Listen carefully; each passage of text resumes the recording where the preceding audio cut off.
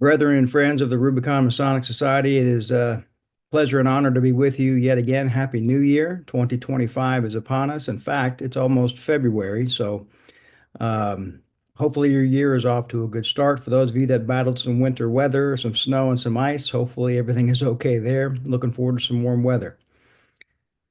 This episode tonight is our 67th episode of our Virtual Masonic Education since we began this series in 2020, entitled 21st Century Conversations on Freemasonry. For those of you who are returning visitors to our education, hopefully you're getting something out of this. Otherwise, I'm sure you wouldn't be here, and we thank you for your support and participation. For those of you who are new tonight or joining us for the first time or watching for the first time, we hope you enjoy this education and participate in this discussion tonight. Anyone watching this video after the recorded version, feel free to subscribe to our YouTube channel so that way you never miss an episode of our Masonic education. And if any brothers in the future have an interest in joining us during a live presentation, please RSVP at rubiconmasonicsociety.com/RSVP. As always, a very special thank you goes out to the men behind the scenes that make us all look good here at Rubicon. Special thank you to the William O. Ware Lodge of Research and Lexington Lodge No. 1, and of course, all the brothers and friends and honorary members of the Rubicon Masonic Society. Alongside Worshipful Brother John Bizak, Vice Chairman, Worshipful Brother Dan Kimball, Recorder, and Worshipful Brother Alan Martin, our chaplain. My name is Brian Evans. I am the chairman of Rubicon, and I will now proceed with the business of the evening.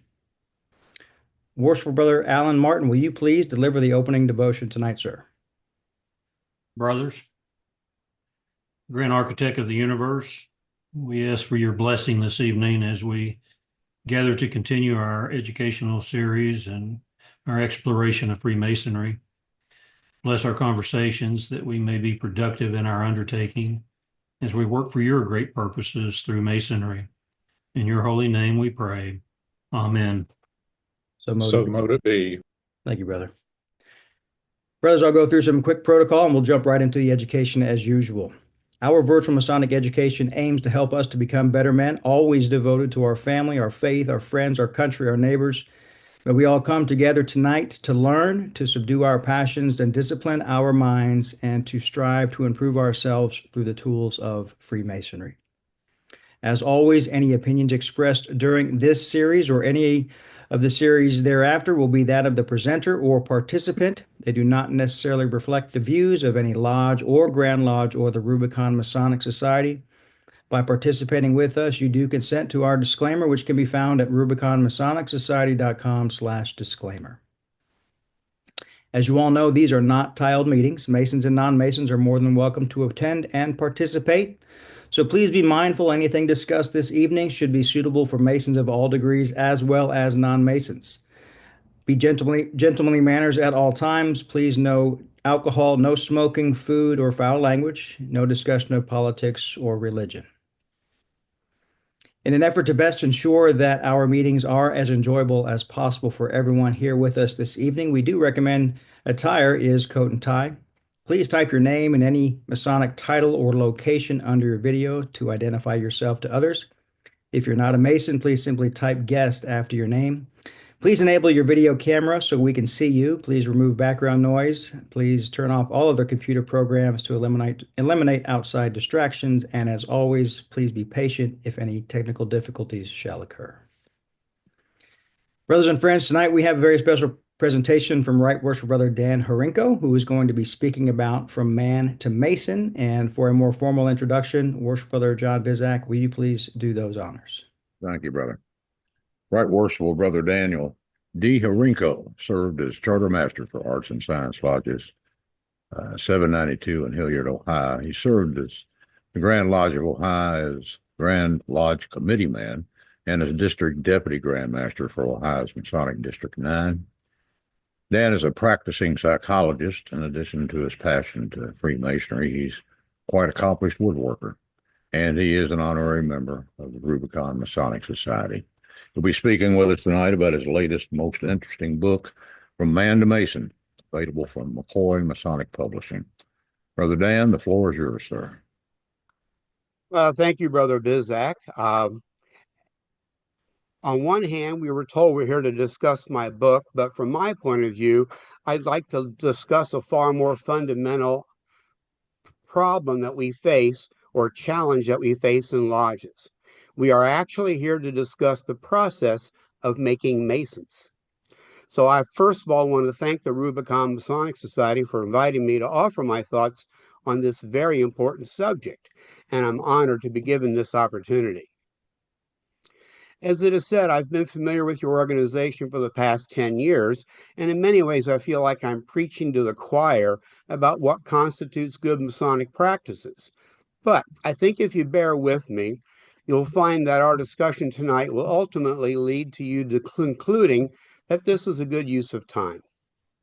In my 48 years in Freemasonry, I've been puzzled by the experiences offered by typical lodges and the dearth of educational materials provided to a typical Mason. I'm also appalled at the general level of ignorance among most Masons regarding the powerful lessons contained within our rituals and even the most fundamental purposes of the existence of Freemasonry. When I'm asked to share my thoughts on some aspect of Freemasonry, I am generally torn in several different directions regarding how this task can best be approached.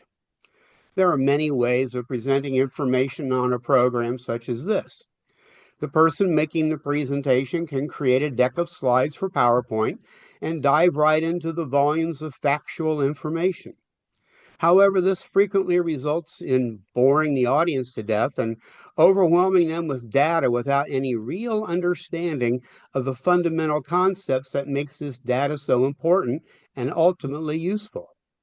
Another approach is to present yourself as an expert, full of wisdom and power, and display this opinion prominently in the way you choose your words and present yourself. Such programs expect everyone to absorb what is being said and to become disciples of your way of thinking. Now, I have no intention of presenting myself as an expert with the one and only solution to the problems that face Freemasonry, or preparing a deck PowerPoint to provide you with the nitty-gritty details of my thoughts about how to educate a brother. I prefer to let yourself regarding my level of expertise after spending time hearing what I have to say, which will leave you free to fully reject anything I say. I also chose not to prepare a deck of slides and PowerPoint to present such details, since that's why I wrote the book that you'll learn more about near the end of this presentation when I get to the shameless commerce section of this talk. So, when beginning to explore a topic that is with philosophical underpinnings, to create a rationale for what I believe is important, I choose to use questions. Now, the world is filled with questions, and questions are the best method to begin to understand not only what is being talked about, but the why regarding the importance of this topic. Regarding any topic, it's my belief that everybody knows something worth learning. So the goal of this presentation is for me to share a bit of what I know and ask you to share a bit of what you know in the discussion that follows my talk. Through this process, we will all learn something from everyone else. I prefer in-person presentations to video, where I can make good eye contact and nonverbal cues are even easier to discern. This allows me to stop, clarify, and react to what the audience is telling me about how effective I may be at using those liberal arts of grammar, rhetoric, and logic to help you understand what's going on in my head. Unfortunately, this is not an option, and we are limited to the digital environment and cope with its limitations. As a result, when I ask a question and pause, it is a time for you to consider the question as rhetorical in the moment, to think about your initial response, and save that for the discussion and follow-up questions that will be at the end. If you need to take notes to write down things you find are absolutely ridiculous and are looking forward to an opportunity to point this out to me, feel free. So, my own personal Masonic journey has been grounded in the process of asking and then answering questions. As a new entered apprentice in January 1977, I asked many questions. I wanted to know what these words were, what kind of powers might be attached to them, and how learning to recite them, as I was asked to do, might be of value to me. However, when I asked my questions, all I got was, "I don't know, we just do this way or say it this way." I found this to be incredibly frustrating because I had hoped to learn what was behind many of the things I heard and saw. I knew there was more, but no one else seemed to know what it was. Over many years of asking questions and reading things that were brought to my attention, it soon became clear that many questions actually have no precise answer, and that some answers are unique to that individual and situation. On many occasions, it seemed that the answers I received or discovered actually led to more questions. This set the stage for a never-ending cycle of questions, exploration, learning, and again, asking more questions. So this merry-go-round of questions and answers and questions and explorations, occasional insights, and yet again, more questions, puts us in a position where we can really start anywhere. So let's start with a foundational question pertaining to Freemasonry. What makes you a Mason? Now, this question can be explored and answered on many different levels, some of which we'll touch on tonight. The most simple answer is what we find in our Entered Apprentice Catechism. The response immediately connects us with our own initiatic experience in the ritual of the, which I must admit is an amazing experience.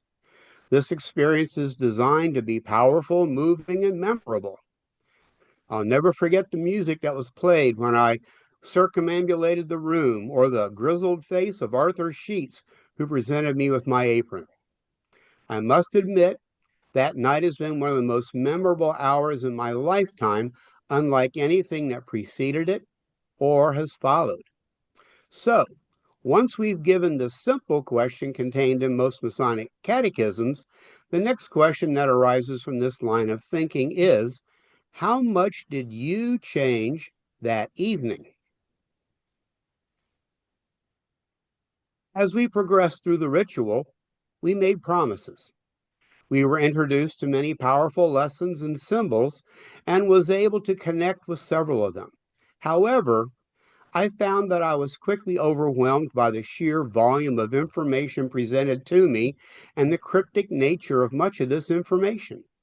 As a result, I left with my head spinning, generally confused, and having a few scattered pieces of information unique to this experience that made no sense as a group. I went home unable to explain to anyone what really happened, but knew that I was now considered to be a Mason and referred to as brother from that point forward. So how much did this change the way I acted towards others in the following days? How much of this changed the way that I viewed the world and myself, as well as the way that I interacted with others during the following weeks? What kind of changes actually occurred that evening? On some levels, you can equate this experience with enlisting in the military. Once you've made the commitment and have been found worthy and qualified, there is a moment of swearing in where you make promises, assume duties and expectations, and are considered to be a soldier from that point on. But how much has really changed to prepare you to fulfill your duties as a soldier? So, on our typical Masonic journeys, we are often asked to demonstrate our proficiency pertaining to that degree. So this leads to a next important question. How did you prove your proficiency? Now, being a younger man at the age of 21, the minimum in Ohio at that time, I was expected to memorize a list of questions and regurgitate the answers in Lodge. The entire focus of my Masonic education was on this process and nothing else. I was able to complete that task in 2 weeks, delivering a letter-perfect recitation. This drew approbation from the southeast corner where the past masters gathered. I received my fellowcraft degree that very night. Again, I was asked to be prepared to demonstrate my proficiency, and I was able to memorize a proficiency for the fellowcraft degree in 20 minutes. I returned to the lodge 2 weeks later and then received my Master Mason degree. Soon I was asked to demonstrate my proficiency a third time pertaining to my experiences in the Master Mason degree, and demonstrated my proficiency 2 weeks after that. In each case, the past masters approved of my demonstration and immediately made me senior steward. This meant that my formal education in Freemasonry was compressed into 6 weeks. That's it. So, like all answers to questions, this leads us to more questions. How did this process impact my daily decisions in life? Now, having learned very little about the philosophy of Freemasonry, I was left with a rudimentary understanding of what Freemasonry has to do. I had figured out that I was to keep my promises, I was to keep secret things secret, and that I was expected to help a brother whenever I had the opportunity. That's about it. In general, I went about my daily life in a manner very similar to what I had been doing during much of my previous 21 years. On reflection, I can say that the process I experienced of formal Masonic education actually made very little impact on the way I lived my life. Now, I did state that I was made senior steward the night right after I was proficient as a Master Mason. I was able to quickly progress in Masonic knowledge and ended up serving as worshipful master of my lodge, being installed in November of 1982 at the ripe age of 27. Along the way, I was able to memorize and deliver ritual with excellence and precision. Those same past masters that complimented me on my proficiencies continued to pat me on the back and talk about how much of the wonderful Mason I was being able to deliver the ritual with such precision. Please note that none of them ever offered to tell me what any of this meant or encouraged me to look for additional information. When I asked questions, I continued to receive the same shrug of the shoulders, followed by, I don't know, we've just done it this way. Now, I can't say anything about the Masonic experiences of you who are attending this program tonight. I hope they were significantly different and in many ways better than what I am describing here. Now, occasionally I get on a soapbox and editorialize, so you are considered duly warned. I believe that our Masonic obligation to whisper wise counsel to brother Masons means that we are to tell the truth, the whole truth, and even the uncomfortable parts of the truth, despite what traditions are or what the powers that be may expect. Therefore, I am obliged to tell you that I believe this process is very good at making members and very bad at making Masons. The majority of members that I run into in my Masonic travels have a superficial knowledge of the content of the ritual at best. There is little evidence of in-depth study, discussions, or readings about what is in the ritual to make it more relevant, powerful, and effective at transforming a man into a Mason. Regarding the knowledge that I have gained in Freemasonry in the subsequent 48 years, I consider myself to be a self-taught Mason. I don't take pride in that as a great accomplishment, rather than it's a condemnation of the lack of education that I was afforded by the very people who were charged with educating me to facilitate any kind of transformation.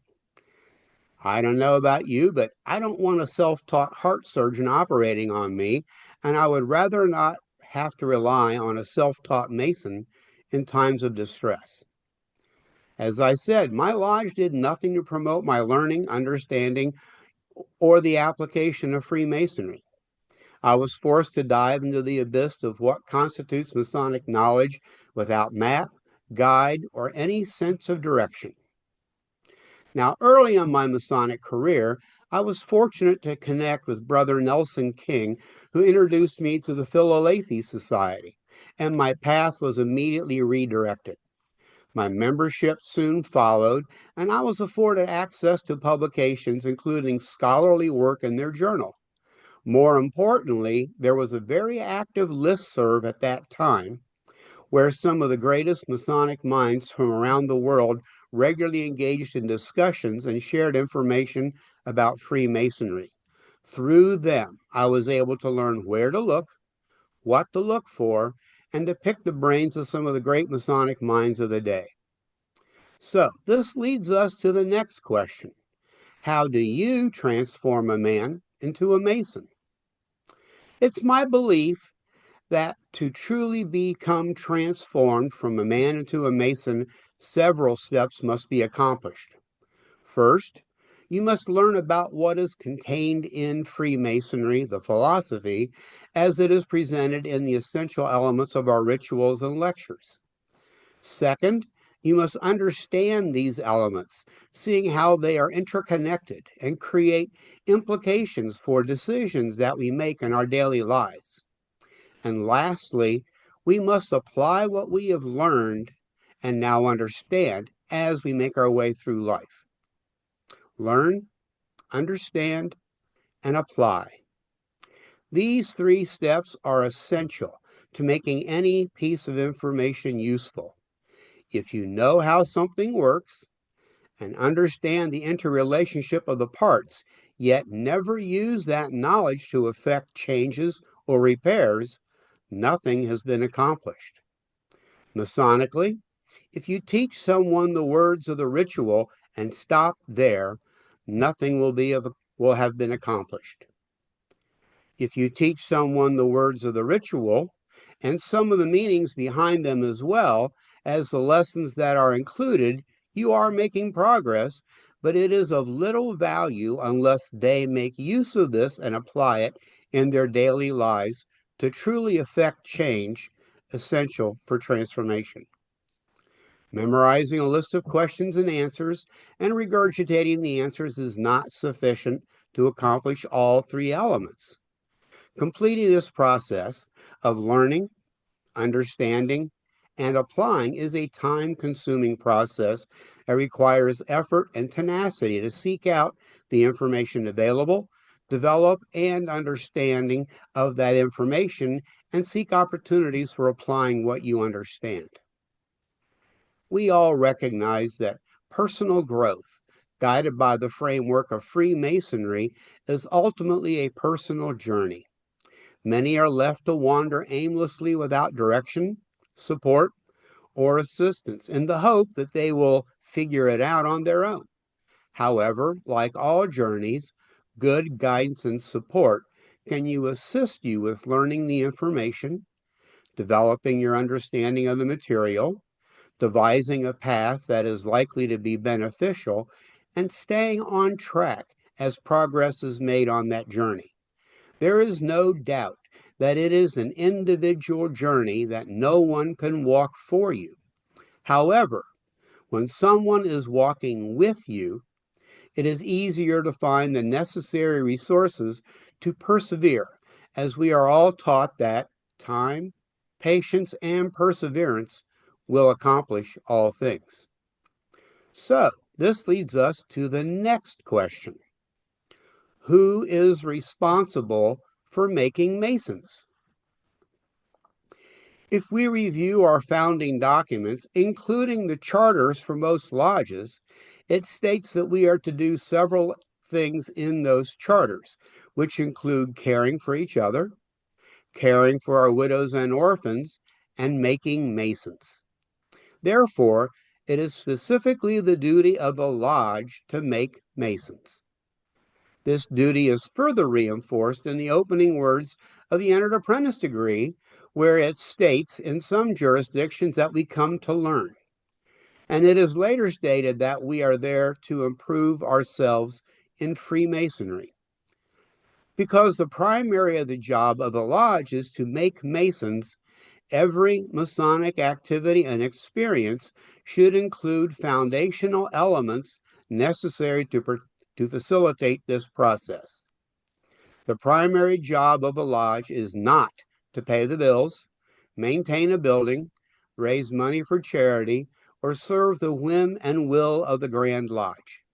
Everything we do in lodge should be rooted and focused entirely upon this fundamental duty, to make Masons. Since we know that growth in Freemasonry is an individual journey, how can we promote and support this brother's journey of transformation? I would submit that we have opportunities to teach Freemasonry, beginning with the very first conversation with a man who is expressing an interest in Freemasonry. Our initial conversations with this inquirer provide us with an opportunity to teach this man about the structure of Freemasonry, the process of becoming a Mason, and the expectations of a Mason. But this includes not only the simple logistical description of the steps, but also includes a sharing with him the expectations of moral and character development supported by the lessons of Freemasonry. These conversations allow us an opportunity to learn about this man and his goal in life.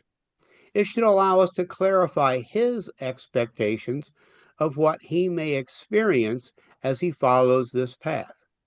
It also provides us an opportunity to bear witness to the benefits of Freemasonry based upon the influence Freemasonry has had upon our personal experiences and lives. At Arts and Sciences Lodge, we use our dinners before our meetings for such an opportunity to meet with inquirers, learn of their interests, their desires, goals, and the talents they bring with them. We learn about their willingness to contribute to our lodge, as well as gain a sense of what our lodge may do for them. If, after 3 or 4 dinners and conversations with 9 to 12 members of our lodge, we feel comfortable and the inquirer feels motivated, they may ask for a petition. As this man continues on his Masonic journey, he may become a candidate. As a candidate, he has already committed himself to complying with our expectations, including the time invested in the lodge as well as the education we promise to invest in him. He has also expressed a desire to learn and to seek light through our brotherhood. Should he pass the ballot box, and prior to his initiation, care should be taken regarding his interests, qualities, and desires to assure that those assigned to be his primary educators, in Ohio we call them master craftsmen, are not only capable of fulfilling this duty, but they have many shared interests and experiences to facilitate the development of a multifaceted bond. This concept of a multifaceted bond is something that needs to permeate every aspect of Freemasonry. In other degrees in Freemasonry, we are told that a single cord may be strong, a twofold cord stronger, but that a threefold cord is the strongest among them. The same to a man's connection to his lodge. If he connects with one person for one reason, the bond is and could easily be broken. However, if he connects with multiple members of the lodge for multiple reasons, including hobbies, educational backgrounds, professions, and other similar interests, the bond will be much stronger, and his willingness to place Freemasonry high on his list of priorities is greatly increased. The candidate also participates in a structured program of 3 meetings where we explore the use of symbols, allegory, and the value of becoming part of something greater than themselves through our School of the Profane. This candidate then is able to experience his first ritual. He is initiated as an entered apprentice, and as most of us know, this is a powerful and emotional experience, as it should be. His experience should be solemn, serious, and reflect the reverence with which we should be treating our values and lessons. As my experience illustrates, only a small sliver of the teachings available are absorbed in that 1 hour. This will likely leave him confused, overwhelmed in many ways, and ripe for the teachings, given to the fact that so much of what he recalls will likely make no sense to him. At this point, great care should be taken to begin the foundations of a solid education regarding the philosophy of Freemasonry. A review of the ritual, lessons, symbols, applications, and implications of these lessons should be launched, supported by discussions with knowledgeable brothers, as well as readings from the great minds of the past. This will assist this new brother developing a deeper understanding of the lessons, teachings, and power of the philosophy of Freemasonry. Failure to do so at this point in time is a missed opportunity and will likely result in a proliferation of members rather than adding to our roles as Masons. According to the Ohio Code, lodges set the minimum expectations regarding what constitutes an acceptable proficiency. Most lodges adopt the traditions of the past 100 years, which include learning and reciting a simple catechism of questions and answers. Most lodges consider this to be sufficient. I beg to differ. As we already noted, a mere recitation is unlikely to accomplish the necessary steps of learning and understanding and applying the lessons of Freemasonry, the philosophy. For a lodge to fulfill its duty to make Masons, we should use all the tools at hand, including teaching the catechism and making use of the study methods and discussions in the principles proficiency available in Ohio, and review the ritual with this new brother, and review the lectures with this new brother, and encourage additional readings of important materials accompanied by discussions of that material. Such steps offer opportunities for the candidate to learn about Freemasonry, help him understand the lessons in our teachings, and to be able to apply them in his daily lives. It is unrealistic to expect a single master craftsman working in isolation to accomplish all this. Therefore, it is the duty of the lodge to provide an array of individuals to bring this information to this brother. The lodge should employ the knowledge of many brothers who can share their information with them. The lodge should make use of the time in Masonic Lodge meetings to pursue this process and present all of the elements outlined above. This intense and thorough form of formal education lays an important and essential foundation for the remainder of this man's Masonic career. It is the cornerstone of that spiritual temple, that house not made with hands upon which we are all laboring. As this new Mason studies each degree and demonstrates his proficiency, there will come a time when, as a proficient Master Mason, the structured and formal education is typically brought to a close. So that raises the next fundamental question. So you're a Master Mason. Now what? In typical practices of Freemasonry, we are quickly placed in an officer position, provided with minimal instruction that usually begins with, all you have to do is, and then we experience the panic and dread of on-the-job training with those past masters sitting on the sidelines, ready and waiting for the occurrence of any missed word, inappropriate step, mishandling of a prop, or deviation from what is written in some ritual handbook. Worse yet, They're looking for any deviation from what has been emblazoned upon their memories, which may or may not have any resemblance to what is written in the ritual handbook. Now, not everyone who joins has the desire or talents to serve the lodge as an officer. Even fewer have the desire and talents to serve as a senior officer. To this end, we provide opportunities for formal and informal training for officer positions for those who are interested, as well as those who are encouraged to explore these positions based upon what we know about them and their respective talents. However, even those who are not necessarily equipped for officer or leadership positions are encouraged to find a way to contribute to the life and success of the lodge. Service to the craft and the overall well-being of the lodge is an essential aspect of strengthening that tie between a Mason and his lodge.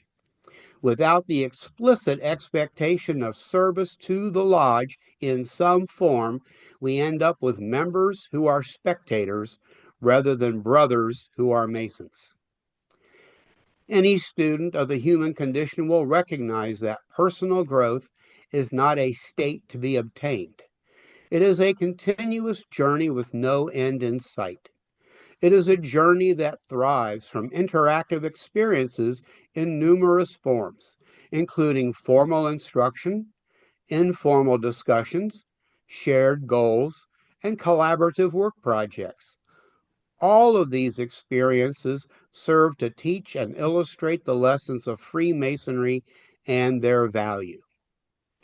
These lessons are reinforced most prominently in the lectures of the middle chamber as we review the 7 liberal arts and sciences, the Greek trivium of grammar, rhetoric, and logic, followed by the quadrivium of arithmetic, geometry, astronomy, and music. It is incumbent upon the lodge to provide support and opportunities with this new Mason to continue his path of growth and development. This can be done through the formal presentations in the lodge, as well as through thoughtful conversations before meetings, and even as part of social events. It can also involve connecting with other organizations, such as the Masonic Society, the Philalethes Society, who put me onto a better path, various research lodges, and even organized symposiums put on by various grand lodges and related organizations. As a side note, I must compliment the Rubicon Masonic Society and their persistent success in developing and presenting high-quality Masonic education. For this reason, I take pride in my affiliation as an honorary member. Lodges and grand lodges should be providing and encouraging the use of resources available, including organized programs such as the Royal Schofield Society in Ohio, the Pennsylvania Academy of Masonic Knowledge, and other such guided study programs.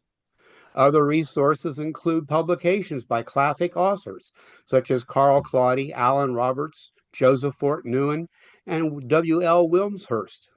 Contemporary authors, including Michael Halloran, Blent Morris, and Chris Hodap, have produced works, along with many other authors currently in print through Masonic publishers, such as my own McCoy Masonic Publishing. There are numerous podcasts available where brethren are discussing Freemasonry, its symbolism, meanings, and applications. There are YouTube channels, including those posted by this organization, that offer insights and wisdom of knowledgeable Masons. There are organizations as well as affiliates with magazines discussing these very topics. Most importantly, you should talk with each other. Our entered apprentice charge admonishes us to converse with well-informed brothers so that each may give and receive information. No one will ever reach the point where they will have mastered the entire body of knowledge associated with Freemasonry. However, we all have some things figured out. Therefore, we should share what we know with each other. Give a talk. Do a summary of a book in Lodge on something you read. Summarize an article. converse with brothers in informal settings. Be a master craftsman training the newer brothers. Remember, you don't need a title or position to help a brother along his journey. You just need to be willing to ask questions, seek answers, and share what you learned. My most recent book, entitled From Man to Mason, A Transformation Through Education, outlines specific and detailed steps and activities that a lodge may use to facilitate this process.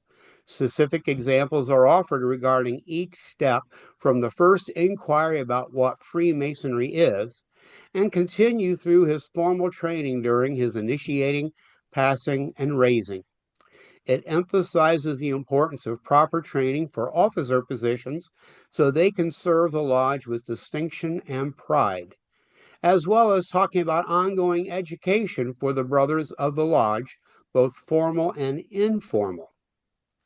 These are essential elements of our never-ending quest to perfect ourselves as living stones. As I stated in the beginning, I figured out a few things that work, many of which we have implemented at Arts and Sciences Lodge in Hilliard, Ohio. The preliminary results after 15 years of application and ongoing development suggest we might be onto something good. But, like all of you, we're always seeking to improve, and to do so, we need to learn from each other. As an illustration of my roots and passions regarding Freemasonry, I want to direct your attention to the background that I'm using today. This is the tableau above the door of the Masonic Temple in Springfield, Ohio, where my career began. It was built in 1927, and the words are particularly meaningful. They say, "Who seek brotherly love would find relief for distress. Who are in search of truth, enter. This is their temple." So now comes the part where you can check all your notes that you've been furiously scribbling, as I've shared some of my thoughts about the general principles associated with transforming men into Masons. I look forward to your questions, comments, and observations. I hope that during this discussion, we'll be able to learn something from each other and be able to walk away better equipped to educate the next generation of Masons.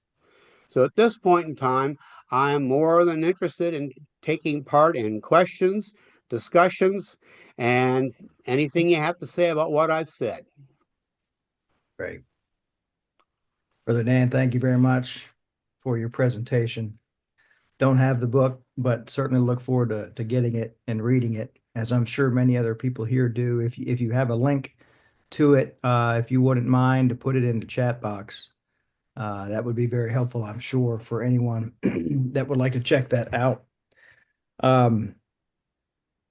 So, brothers, if you have any questions or comments, the best way to go about doing that is to click a button somewhere on your screen that raises a virtual hand, and then I can call on you and we can continue from there. If you don't know where that is or can't find it, then when the time is right and you feel appropriate, just go ahead and speak up too. That's fine. Or you can enter any of your comments or questions in the chat box. And I'll try to kick us off with a couple thoughts. So, Brother Dan, one of the first things you mentioned in your presentation this evening was, I believe, when you first knocked on the door at your lodge in did you say 77? Yes, I did. I'm 48 years at this. 77. God bless you. Hopefully there's another 48 behind it. You mentioned the question that you had, well, what's behind all this? What's behind Freemasonry? And I know there's got to be more to it. So looking back, and if you were to talk to yourself 48 years ago and tell yourself you're on the right path, what would you say to yourself that answers those questions on some level? I always believe that the best teacher isn't the one who provides the answers, but provides support in looking at the directions to finding those answers. So if I were in the room at the conclusion of the entered apprentice degree that I experienced, and I was asked by the younger me a question such as, what's this word all about? I would say something like, let me introduce you to Albert Mackey and his Encyclopedia of Freemasonry. Go look it up and we'll talk tomorrow. Or I would say something about like, well, gee, we're here about brotherly love. What is that about? I'd say, well, here's a book that I had about Carl Claudy called Old Tyler's Talks. It's a nice collection of short stories that illustrates principles of Freemasonry being put into action. Go read a few and then we'll talk later. That to me would be the experience I wish I would have had. Okay. And the experience that you received obviously was not that. You kind of, like you said, you were self-taught. You had to figure it out along the way. When did you think obviously we've not, none of us have figured it out, but when do you think you quote unquote figured it out or crossed the line into the next level of your Masonic journey? Let's see. I started in 77. I took a bit of a break to raise kids. I got engaged in 2005. And then in 2007, after reading a lot and building upon what I learned from the Philalethes listserv, I met a group of guys in Columbus, Ohio, who, like myself, were frustrated with the superficiality of the practices of Freemasonry. And we began intense discussions basically starting with, if we could create the best lodge on the planet, what would it look like without any regard for rules or traditions? Basically, a clean white sheet of paper. And the 2 years of discussions between 2007 and 2009, when we received our dispensation, those discussions about exploring the possibilities, reading, reporting what we read about, and discussing the impact that this lodge experience can have, that to me was when many things came together and crystallized.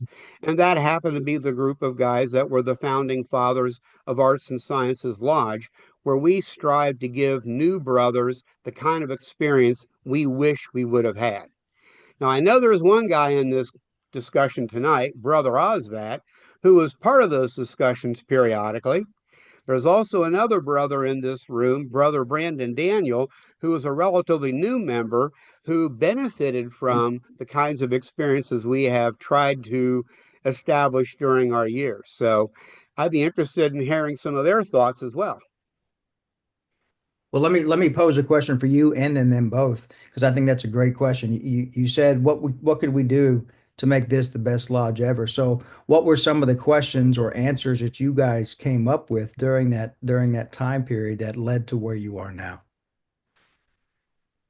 From That's my, go go ahead, ahead. Dave. Okay. My experience is it's somewhat like Dan's, but I'm proud to say this year I'm going to be a 55-year Mason, Dan, so I got you beat.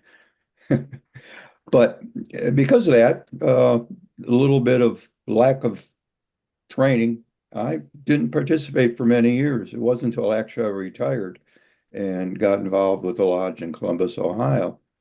And that was okay, but was looking for more. And when I heard about this arts and science group,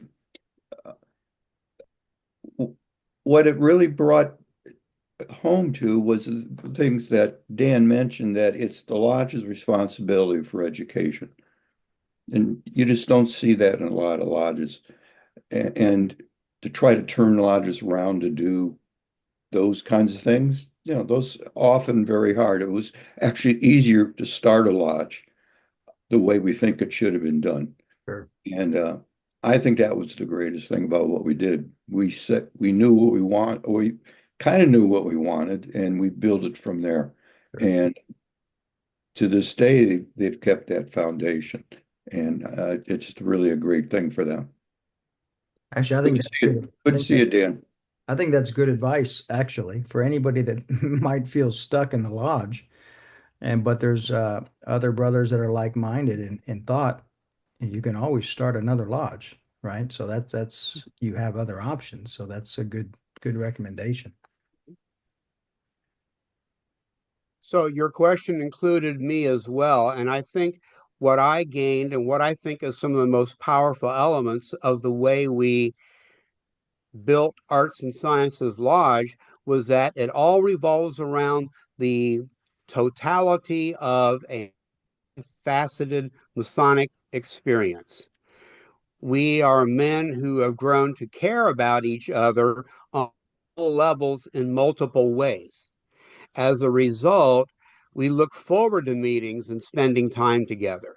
It's not something we do once or twice a month for an hour and a half, and it's out of our mind. It is something that we thoroughly enjoy.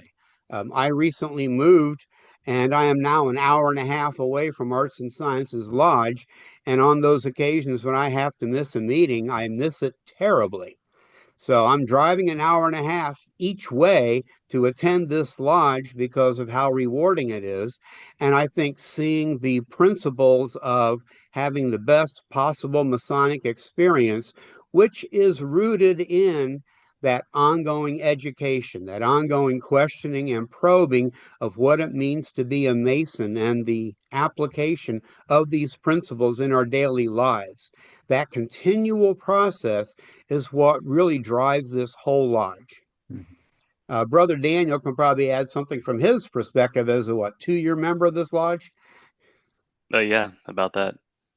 Yeah, absolutely. I mean, I think, well, first of all, I want to apologize for not having myself on video. I currently don't have a working camera, unfortunately. But yeah, Brother Hrinko was actually my master craftsman coming in at Arts and Sciences, and I consider myself quite fortunate for that. And I would say, my you asked a rhetorical question early on in your presentation about how did you feel after going, being initiated and getting to the end of the EA lecture. And I think my response would be, well, equally Socratic to your teaching method, which is all I know is I know nothing. And I think going forward, it was just a lot of confusion. Like, what do I do with this? How do I go forward? What does this mean? And I think the sort of engagement that you talk about, the guidance, is very useful in informing a new initiate and learning how to move forward and keeping them engaged and coming back. And I think that's very important. Yeah, well said. Good comments. Next time we want to see your face because obviously you've got some good thoughts. Absolutely. I want to make one more comment. I know we have a couple hands up. So, Brother Dan Hrinko, there's a comment from Brother Dan Kemble in the chat that says, for a broader answer, get a copy of Dan's first book. So, Brother Dan Hrinko, your first book is called The Craft Driven Lodge. And just for the record, I became a Mason in 2014, and your book was one of the firsts that I had gone through or received. And I believe in my first recollection of you was when you presented at the Rubicon Masonic Society in Spindletop. I think that was in 2015, long time ago, 10 years ago. So in relationship to the question that we're all talking about, how can we make this the best lodge ever? Anybody interested in learning more, his first book, The Craft Driven Lodge, is a great resource as well for inspiration and feedback. So be sure to check that out. Okay. With that said, we've got some hands up. So, Brother Brian Coffey, please go ahead, sir. Yes, sir. Brian Coffey. I'm out of Georgia. I picked up your book. I happened to go to McCoy's and picked up several of your books while I was driving through. And one of the things that it did for me was I had coached three brothers in the last couple of years, and I realized from reading this that I basically had coached them and threw them to the sidelines and left them there. So, I mean, we've done education and done stuff, but I have fallen down mentoring. So, based on this book and your other book on the Purple of Fraternity, now I'm going back and having monthly sessions with them where we specifically go in and mentor. We pick a topic and go through things and answer their questions and stuff. So, this helped me as an individual, but I'm going to spread it to my lodges to put myself out there to do the right thing. And so I appreciate you. Well, I'm glad that my book was useful. You can look back at missed opportunities and lament what they are, but There's no time like the present to be able to start building a better tomorrow by reaching back to those guys and say, let's fill in some of the gaps. Brother Brian, are those members taking a liking to that new approach? Have you started that yet? You said? Yeah, I've started it. We had we had a death in one of the families, and the holidays kind of put a bind on it. But when I mentioned it to them, they weren't interested. They were excited, Okay, good. and so yeah, they're hungry for this and very excited. I think the next thing I'm going to do with them is I bought them all the newly made Mason from H.L. Haywood. Mhm. And we're going to go through that kind of as a book club, have them read it. We'll come in and discuss and questions that come out of that. And then we'll pick other things. We went through some of the things for Georgia. We have a mentor's manual and Good. an etiquette manual. We went through the etiquette manual first, so they kind of have an understanding of how they're supposed to act as Masons. So Good. they're excited by it. Good. Yeah, H.L. Haywood's book, A Newly Made Mason, that's one of my favorites. That's a great one. Thank you. Brother Mike.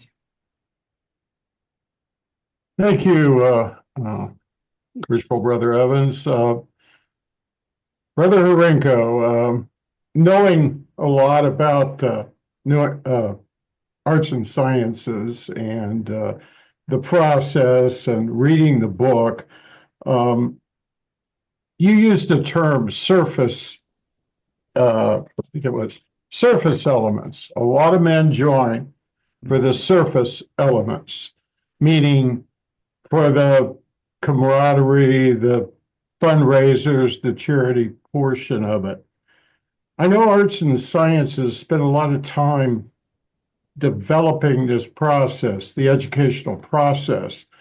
And over the years, I've worked with lodges and taught leadership and all of that. One of the problems has always been, even if there's a desire to keep this process going, as arts and sciences has, we have an institutional barrier, is what I call it. We elect a new master every year, and there seems to be always their ideas. They don't have a unified direction. My question, and that's a constant problem. What's the secret sauce in arts and sciences? What'd you say, 15 years? 15 years, yes. 15 years that's kept this education process going. What's kept a master to come in and go off the rails? What's the glue that holds this whole thing together and keeps you on that track to where you originally said we want to go? Can you enlighten us on that? I sure can, because this is an ongoing discussion, and the answer is in the title of my very first book. It is a craft-driven lodge. It is a lodge driven by the will and desires and interest of the craft who constitute the lodge, and that subjugated to that. So when I served in the East, it was not my year in the East. It was the year which the brethren selected me to be responsible for implementing their plans, their desires, and their goals. What I wanted was completely tertiary to the whole process. So let's put this in corporate terms. Okay? The brothers on the sidelines in a Masonic lodge that operates well, like ours, have three different roles. First of all, they are your board of directors. They tell you what they want this lodge to be. They tell you the kinds of activities they want to have. They tell you the kinds of experiences they're looking for. And they tell you about the kind of Masonic experience they would like to have for themselves as a group. Okay? The second job they have is they are your customers. In other words, if you take what you're directed by your board and you implement it and you're not keeping them happy, they disappear. Mm-hmm. And lastly, they are your workforce. Without their cooperation and understanding, you won't get anything done as a master. Therefore, a craft-driven lodge starts with the very first process, which is sitting down and having discussions about what we want our Masonic experience to be like, and making sure that everyone in the room has a voice, that everyone is part of coming up with that consensus about what we want our Masonic experience to be, and that as officers, you are a servant to that lodge. You are a servant to those principles. Okay? So the institutional barriers you talk about are traditions that I believe are rooted in laziness. It's easy for a master to say, I'm in charge. I mean, look at the term, worshipful master. You are honored, you are revered, you are given a lot of power.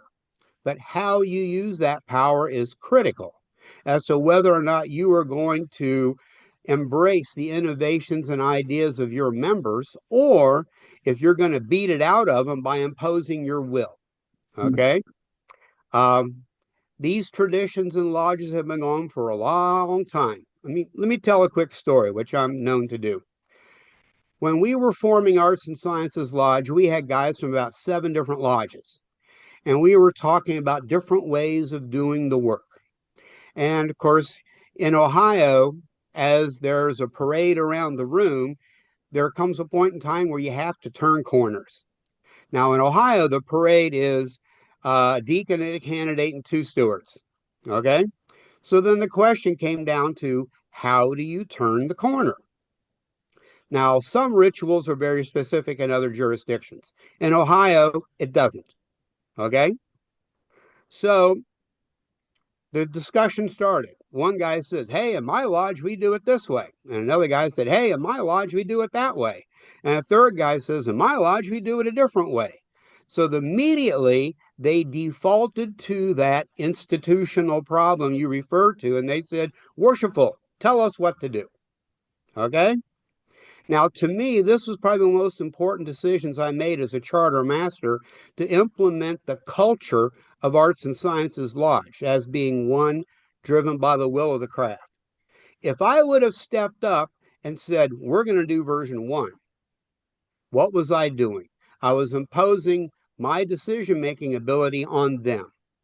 And instead, what I said was this: brothers, in our discussions in forming this lodge, we agreed on several important principles. Everything should be done reverently, meaningfully, and if possible, with some symbolic purpose. So the 3 of you who are debating how to turn a corner, you discuss it amongst yourselves, and you come up with the way that you think would reflect those values that we embraced. And when you come to a consensus, let me know. Okay? Now, some people would say I abdicated my authority as a master. I says, no, I didn't. I just chose not to exercise it in a way that would suppress the craft telling me what they wanted. So that is the elements of the secret sauce. Okay? Making sure that the will of the craft is well known, well understood by everybody involved in the room, and that the officers honor that in the way they perform their duties. Now, there's something we have in Arts and Sciences Lodge that is kind of unique. First of all, we don't have a progressive line. Okay? So if you become senior steward, it is not predetermined. You will be master in X number of years. If you don't like it, you step aside, no harm, no foul. Okay? If you don't have the time or the capacity to learn a lecture, that's okay. There are other ways that you can serve the lodge.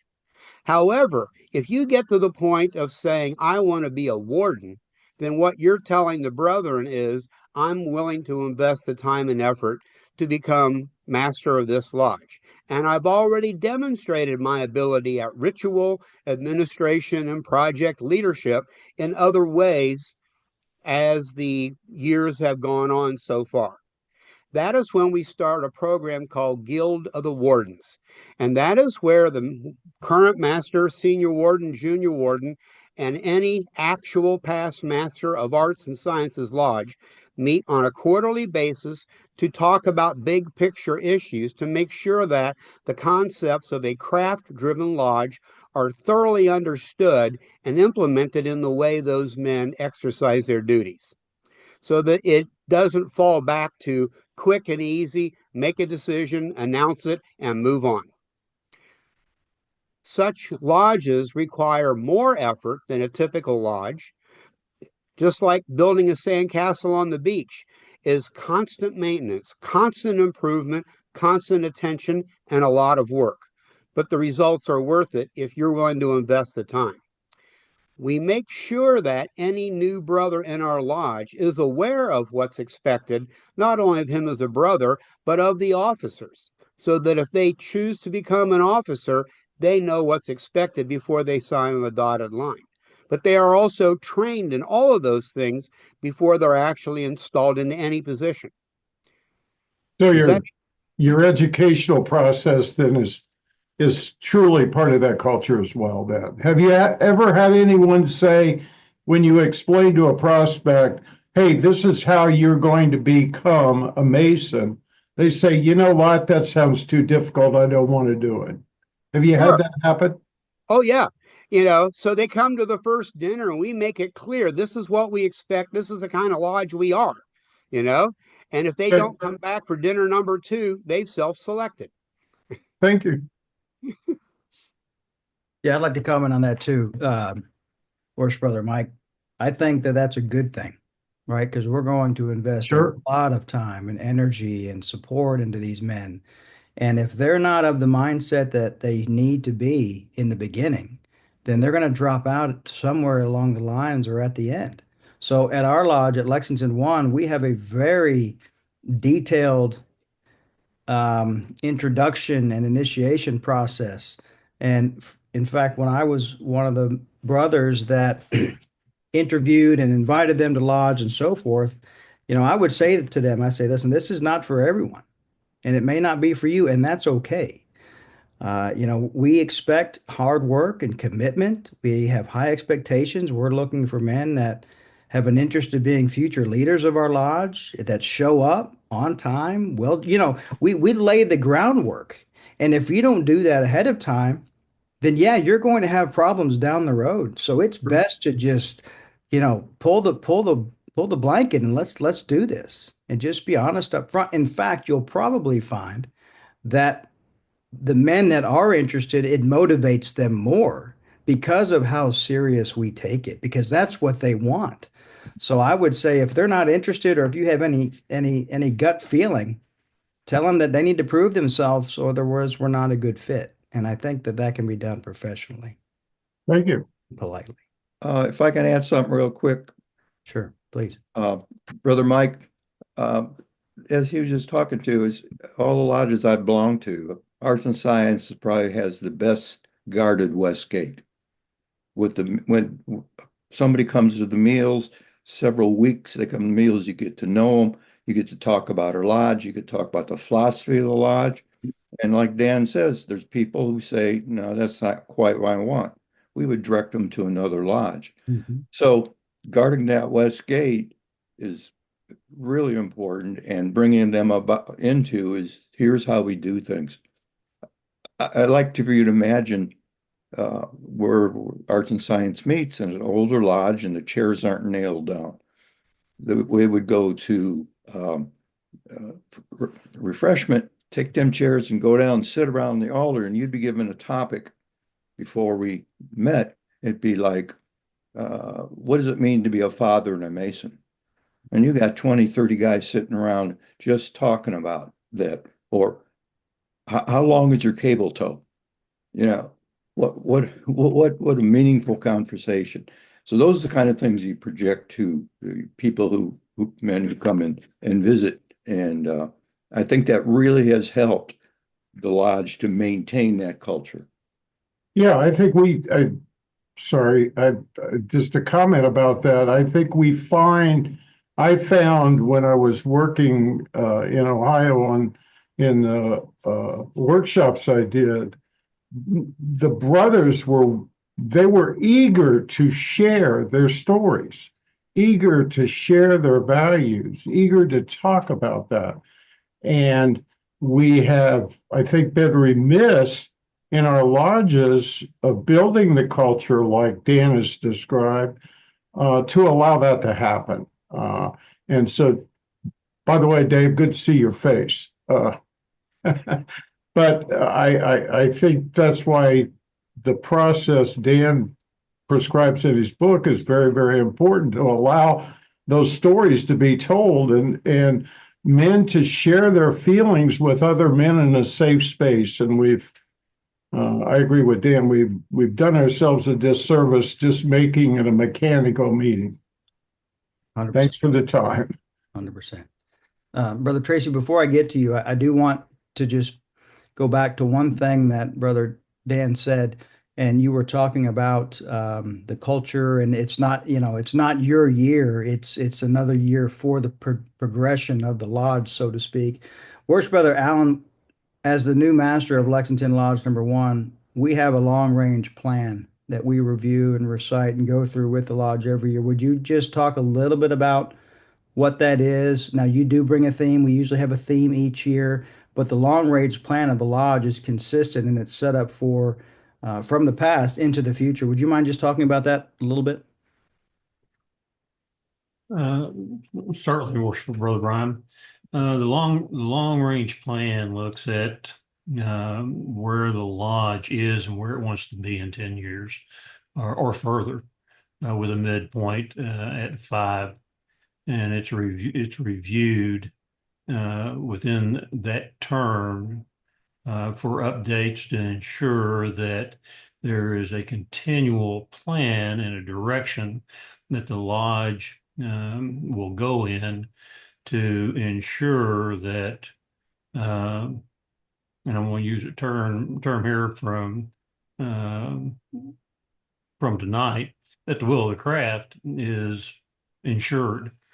And from master to succeeding masters, they develop a master's plan for the year, which outlines the direction for that particular year with a theme for the year.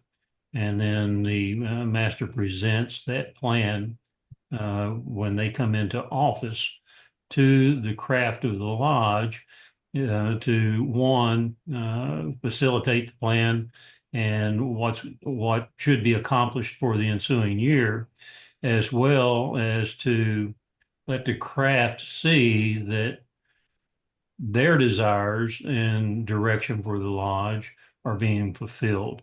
So that's and it gives both the masters, officers of the lodge, and the members of the lodge a roadmap to follow and to see if the lodge is actually meeting the milestones during the year or accomplishing the goals of the lodge.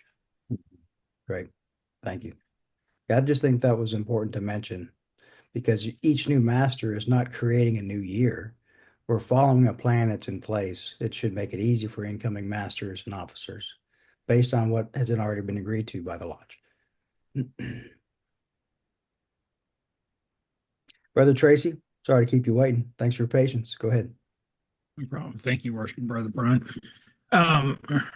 Brother, I wanted to thank you for your talk, and I wanted to comment that I was raised at Linden Lodge in Columbus, and immediately after taking my EA degree, I was looking at the Arts and Sciences website, and because of what I read there, I was introduced to the Claudy books, and my master craftsman and I worked our way through the Claudy books, discussing them as I took the degrees. And then we also moved on, looked up some things in Mackey's and some other things, and had a really good experience. But, and of course, part of that is because I had a really good master craftsman. But we also used your website as sort of a launching point pad. And I just wanted to mention that to you and to thank you for sharing it that way, because I've never had the opportunity to visit Arts and Sciences in person, but I do feel that I've benefited from your work tremendously. So I appreciate it. Great. Thank you, Tracy. I want to thank you for the endorsement. We knew from the beginning that our goal wasn't to create clones. Our goal was to inspire brothers and lodges to do things better. And it sounds like we knew that what we were doing mattered. We were on people's radars actually across the world. I've received comments and emails from Africa, Australia, and all around the world on responses to some of the books I've written. And I must confess, what I've written in these books is not my original ideas. 98% of it is cataloging and chronicling what we have done as a group at Arts and Sciences Lodge. I view myself more as a scribe rather than as an innovator. Well, you're humble, but we appreciate it. Brother Bruce, go ahead.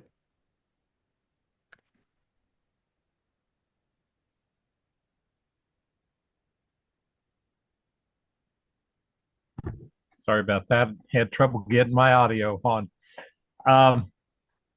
Couple things. One, I think I've mentioned in the past that I was in the Grandmaster's first one-day class in Ohio, and the more I attend these meetings, the more I realize how much I missed and how much I still need to learn. I'm very thankful to Brother Dan Kimball for some guidance and some books. I've heard mention the Cloudy books, and I bought some, and I have enjoyed them.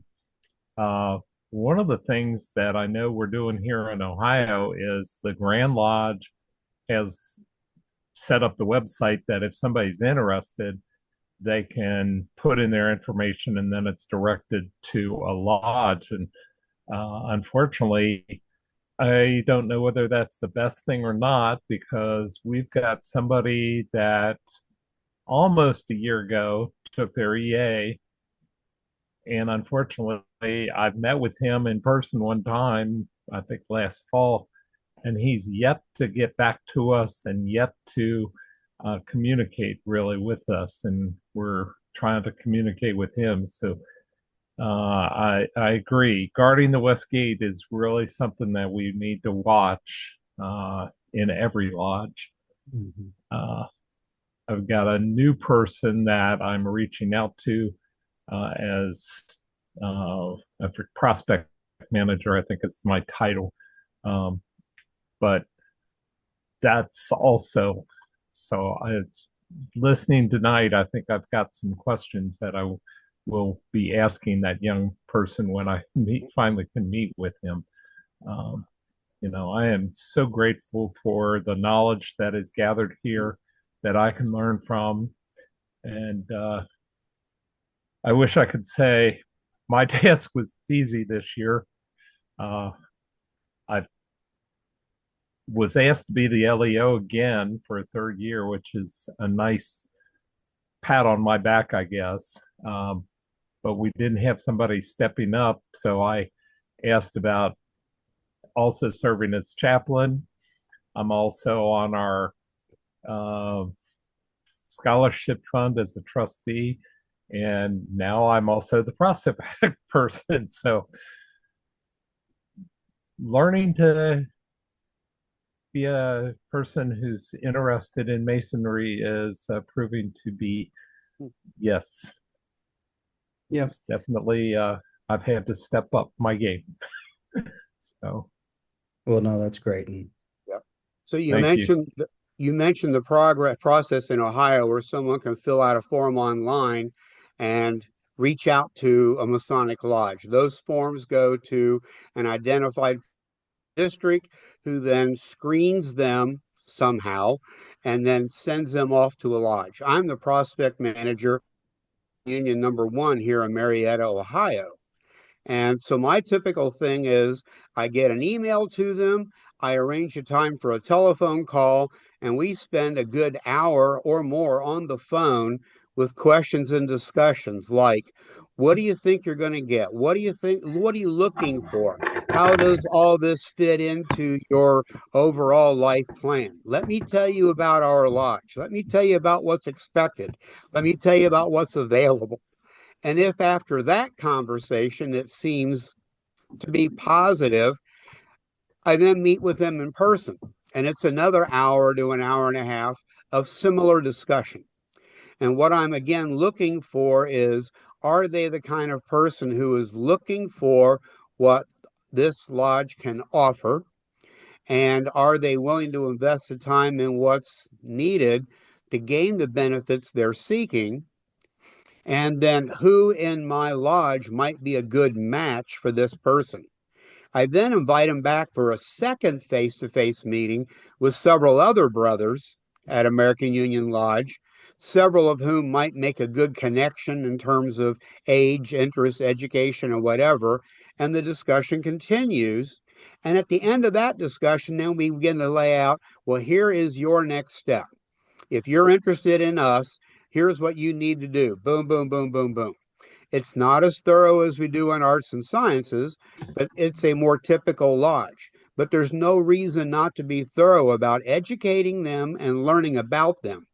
I would rather spend 50 hours training one brother who is going to be heavily invested in the lodge than to spend 10 hours on 5 brothers, only one of which might stick around.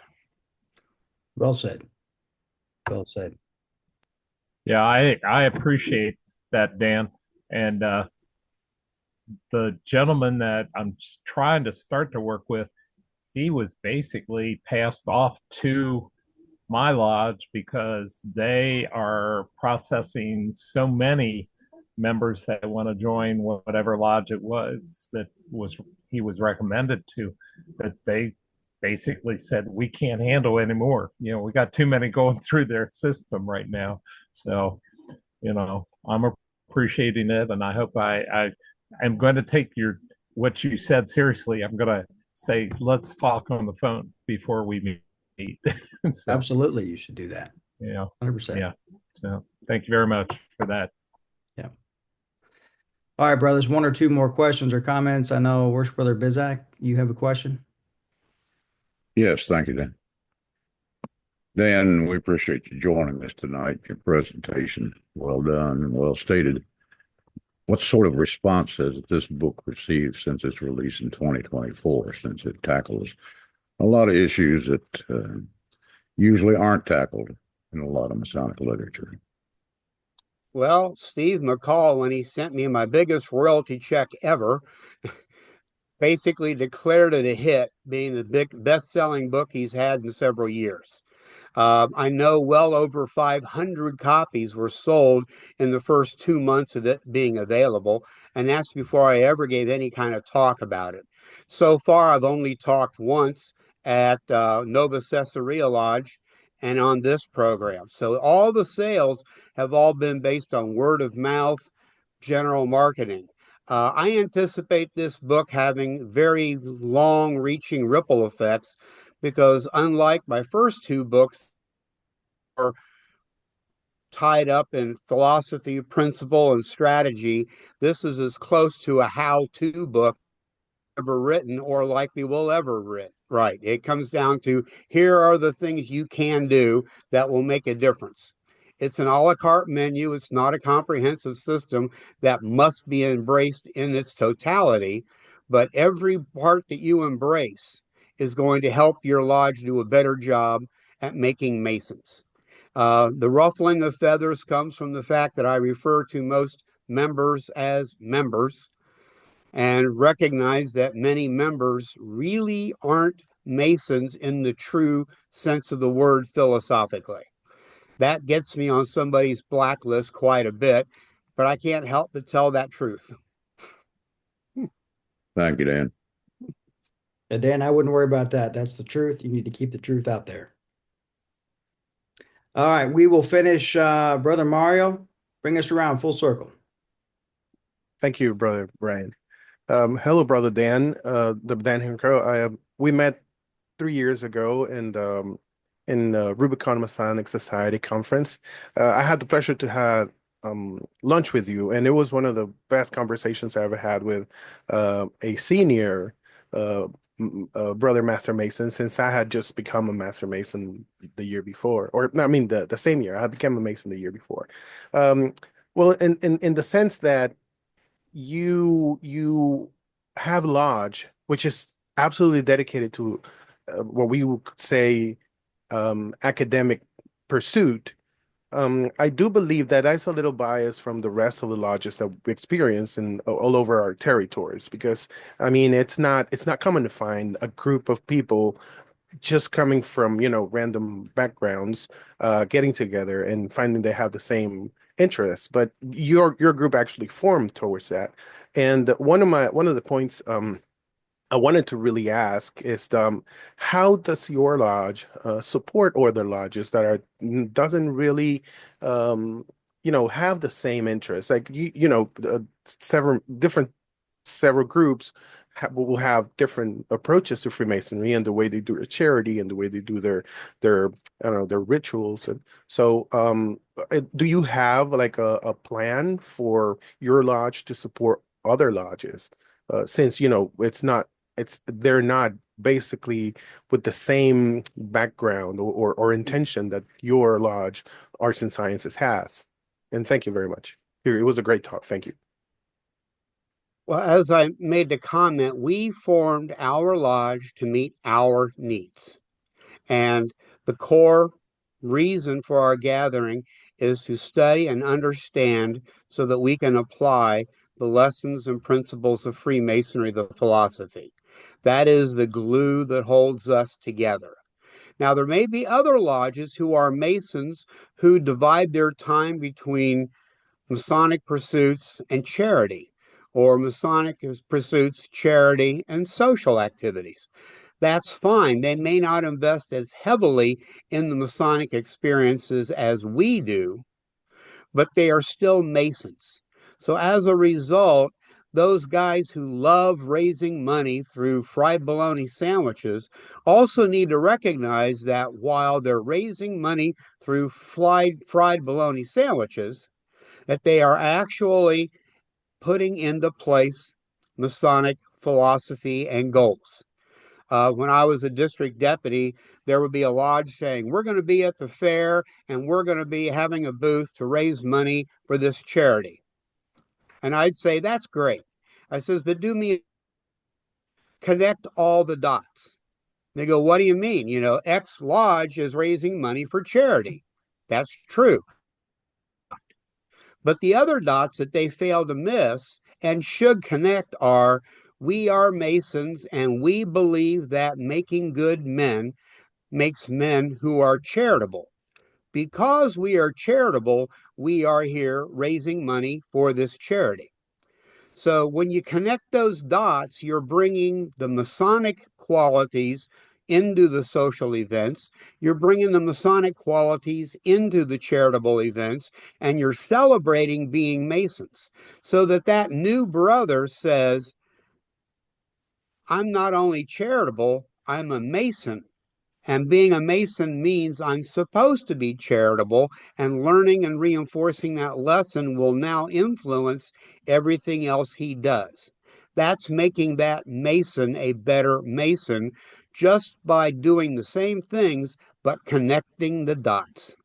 Making that connection between what Masonry teaches and how that influences our actions. And that's the kind of thing I'm talking about. Not every lodge has to be like us. That would be boring. Okay?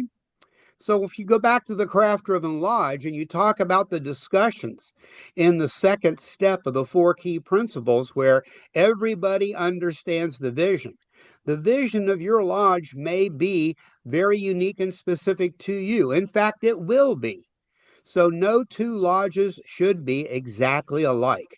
That's part of the problems I have with some of the old traditional observance teachings, is that they say, here's a set of practices that are really cool, and if everybody did this, we'd all be really cool.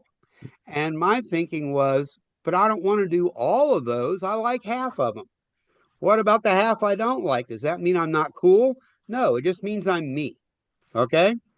And so we enjoy lodges that have their own unique character, as long as they are connecting the dots about learning and understanding Masonic teachings and connecting that with the way they run their lodge and the way they run their lives.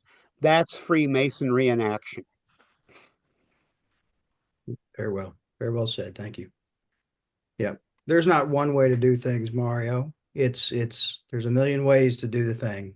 You got to find masonry, how masonry adapts to you, your lodge, your brothers. You want to be a part of a lodge of like-minded men, right? So find the like-minded men and be a part of like-minded men, and then you'll have a great lodge, whatever that is. Brother Dan, thank you so much. I think this was a very, very well thought out presentation. Thank you for sharing your knowledge and your book and your information with us tonight. Very much appreciated.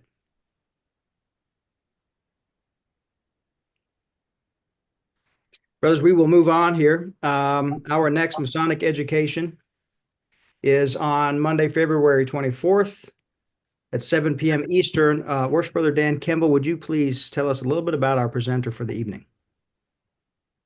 Brothers, we're going to stay in the state of Ohio next month. Our presenter for February will be Most Worshipful Past Grand Master Charlie Murphy. Most Worshipful Brother Murphy served as Grand Master of the Grand Lodge of Ohio in the 2008-2009 Masonic year. He has a passion for Masonic education. He has been instrumental in the formation of Ohio's Royal Schofield Society, and he'll be talking to us about the Royal Schofield Society, its mission, and his vision for that. Great. Look forward to it. So everybody join us Wednesday, or what is today? Yeah, February 24th. Monday, February 24th. I just lost my train of thought. For some reason, I was thinking it was supposed to be Wednesday, but I'm thinking about William Ware, which is the next slide. So guys, whip out your credit card. Everybody whip out your credit card. And no, I'm just kidding. Not yet. We have a raffle coming up, William Ware Lodge of Research. And the master of William Ware Lodge of Research this year is our very own worship brother, John Bizak. And William Ware is doing something special this year. We're trying to raise money for the benefit of Masonic research at William Ware Lodge. And we will be soon sending out information about a raffle for a Kentucky long rifle that we will be auctioning off in this, well, not auctioning, that's the wrong word, that we'll be raffling off later this year. It will be $50 per ticket. We do have the page done. We're finalizing a few more little details, but we hope that you will participate in this raffle with us. You can buy as many tickets as you want. So, Brother Dan, Hrinko, I know you're going to buy probably 20 or 30. We appreciate that very much. We'll mark you down for that. Brother David Estes, we're going to mark you down for about 15. So yeah, so thank you guys. We appreciate your support. So just be on the lookout. It's a beautiful rifle, absolutely gorgeous. And whoever wins, it's going to be very happy. So moving on, for those of you that participated in the Festive Board and Conference in 2024, those pictures are on the website. Go check them out. You might find one that you're in. If you like it, feel free to right-click on it and download it and save it. And for those of you that participated in 2023 in our conference, that conference is available. That education is available. 2024 might be available sometime this year, hopefully. So we're still working on it. Appreciate your patience there. And anyone interested in pursuing your Masonic research further and education, please check out thecraftsman.org. That's Worship Brother Bizak's website. A lot of great papers, books, content and information and resources on that website. It's a great resource for Masonic education, as well as the Philalethes Society, which was mentioned a few times this evening. Worship Brother John, do you want to say a few words about Philalethes? Well, thank you, Brian. The Society, brothers, was founded in 1928. It's an international Masonic research society, and it's the oldest independent Masonic research society in North America. It was started to serve the needs of those seeking deeper insight into the history and the rituals and the symbols of our craft, as well as spreading Masonic light. And if you want to learn more about Philalethes and its quarterly journal, that's available by a subscription. I'll post a link in the chat box, or you can follow the link that's there on the slide, or contact me directly. Thank you. Great. Thank you. And as always, if you're not aware, the Rubicon Masonic Society has a Volume 1 Transactions, a lot of great papers in there. Please go to Amazon and check that out. And if you're interested, make a purchase.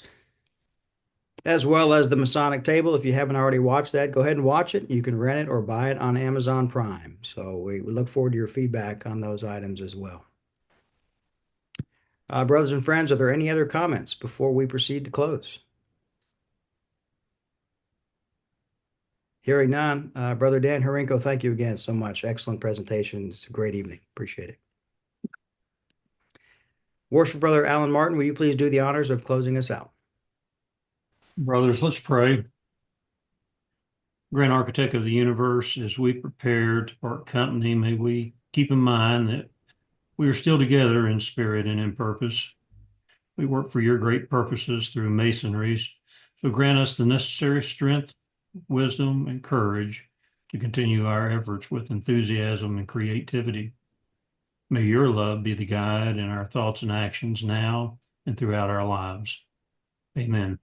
So mote be. Thank you, brother.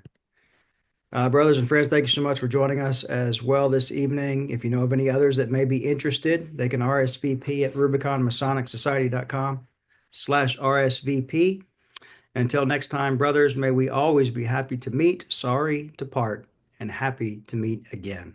We'll see you next month, February 24th.